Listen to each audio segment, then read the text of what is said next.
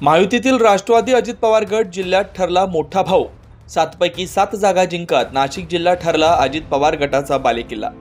15व्या विधानसभा निवडणुकीची धामधूम नुकतीच शांत झाली आहे। यामध्ये महायुतीने तब्बल 225 पेक्षा अधिक जास्त जागा मिळवत आघाडी घेतली। राजकारणाचा केंद्रबिंदू ठरलेल्या नाशिक जिल्हा हा खरं तर पूर्वीपासूनच काँग्रेसचा बालेकिल्ला होता।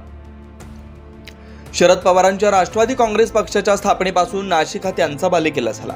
मात्र राष्ट्रवादीच्या विभाजनानंतर यंदाच्या विधानसभा निवडणुकीत राष्ट्रवादी अजित पवार गटाने हा समज पुसून काढल्याचं पाहायला मिळालं।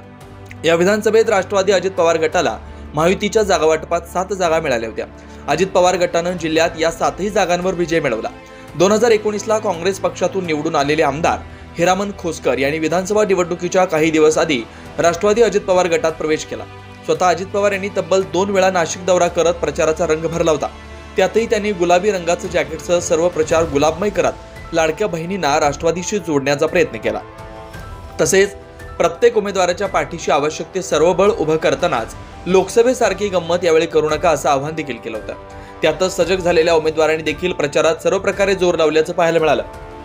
त्यामुळेच नाशिक जिल्ह्यातून राष्ट्रवादी अजित पवार गटानं 7 पैकी 7 जागा जिंकत तब्बल 100% स्ट्राईक रेटची नोंद केली।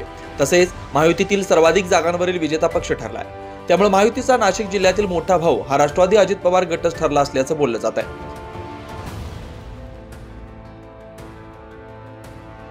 9 न्यूज महाराष्ट्र ब्युरो।